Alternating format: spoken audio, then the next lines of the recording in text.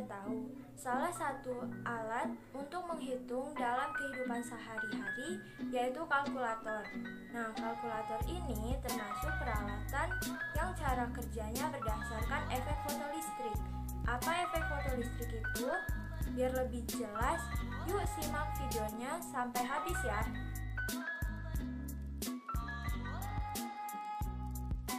Assalamualaikum warahmatullahi wabarakatuh. Tabipun, perkenalkan nama saya Putri Handayani dari kelas 12 IPA 6. Apa kabar teman-teman semua?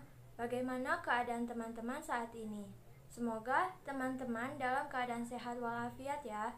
Amin. Hari ini kita akan belajar mengenai fenomena kuantum yang memuat kompetisi dasar sebagai berikut.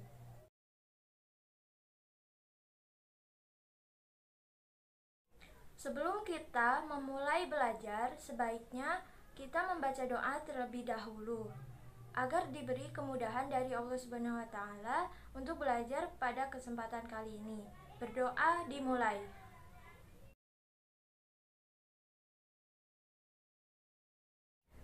Amin. Berdoa selesai. Judul yang akan kita bahas adalah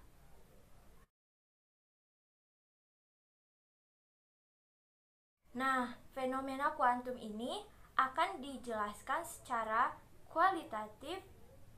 Gejala kuantum yang mencakup sifat radiasi benda hitam, efek fotolistrik, efek Compton, dan sinar X. Selanjutnya, kita masuk ke dasar hukum.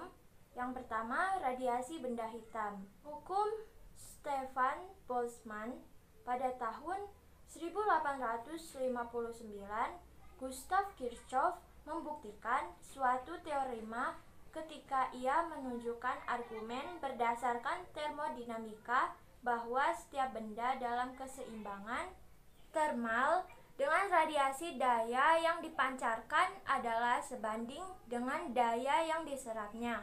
Untuk benda hitam, teorema Kirchhoff dinyatakan oleh persamaan Rf sama dengan J buka kurung F, T. Dengan J, F, T adalah suatu fungsi universal atau sama untuk semua benda.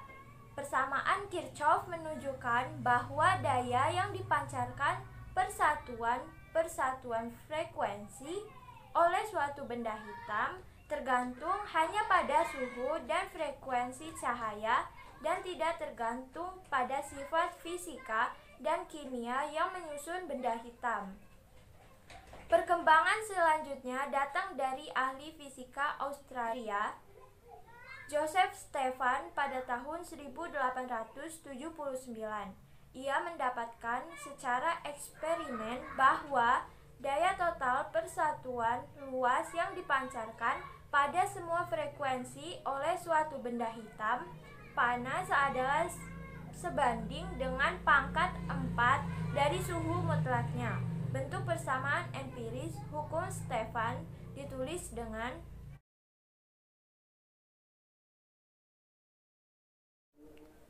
I total adalah intensitas atau daya persatuan luas radiasi pada permukaan benda hitam pada semua frekuensi.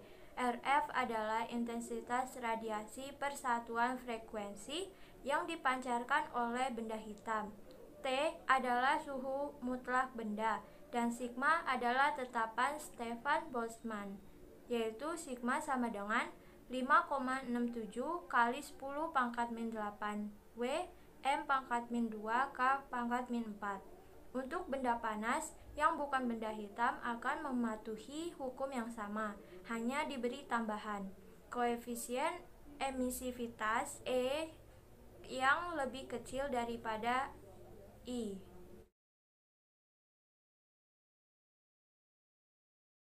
Dengan P adalah daya radiasi, satuannya W, dan A adalah luas permukaan dengan M kuadrat. 5 tahun kemudian, konfirmasi mengesankan dari teori gelombang elektromagnetik cahaya diperoleh ketika Boltzmann menurunkan hukum Stefan dari gabungan termodinamika, dan persamaan-persamaan Maxwell. Oleh karena itu, persamaan I total sama dengan E sigma T pangkat 4 dikenal juga sebagai hukum Stefan Boltzmann. Hukum pergeseran Wien. Panjang gelombang yang membuat intensitas radiasi maksimum untuk suatu benda hitam, lambda maksimal, bergeser ke panjang gelombang yang lebih pendek begitu benda hitam menjadi lebih panas.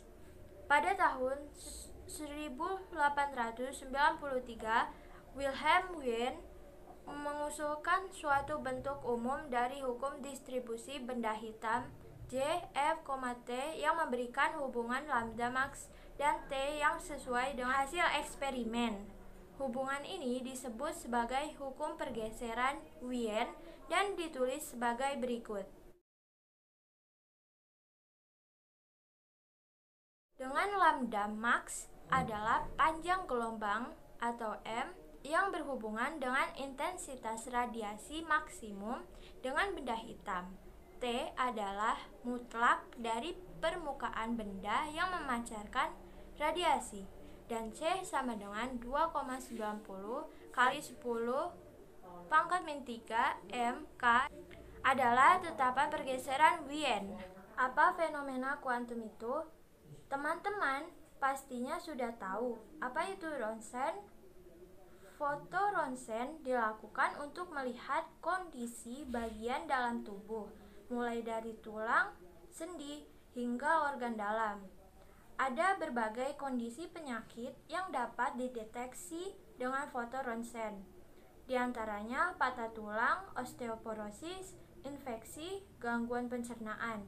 Nah, ronsen ini termasuk dalam fenomena kuantum dan menggunakan sinar X. Sekarang masuk ke materi pembelajaran. Tadi, awal video saya menyebutkan kalkulator itu peralatan yang cara kerjanya berdasarkan pada efek fotolistrik. Nah, kita akan membahas itu. Penerapan efek fotolistrik dalam kehidupan sehari-hari, yaitu kalkulator saku elektronik.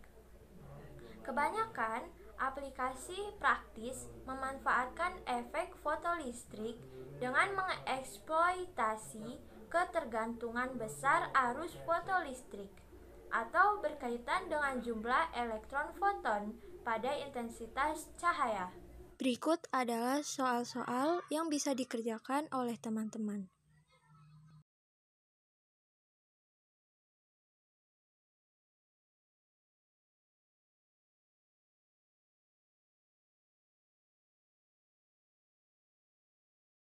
Peran sinar X pada bidang kesehatan. Sinar X untuk melihat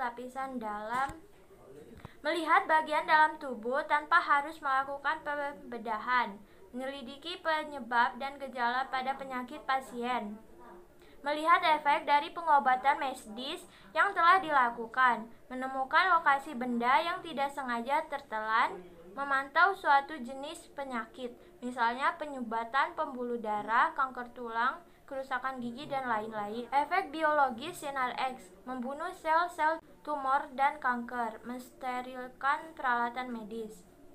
Aplikasi dalam teknologi.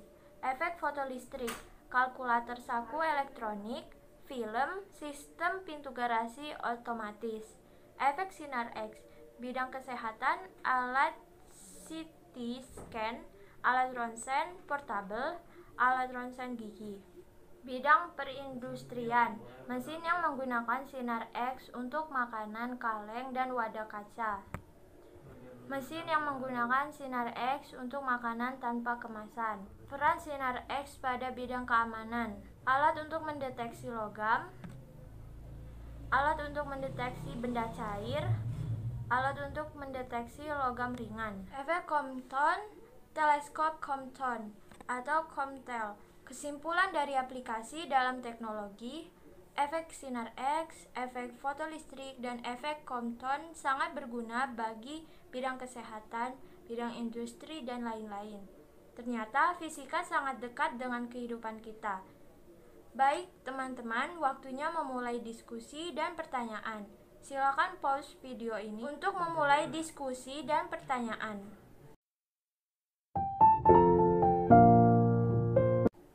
Terima kasih telah menonton video ini sampai habis. Untuk teman-teman, jangan lupa belajar dan baca buku ya.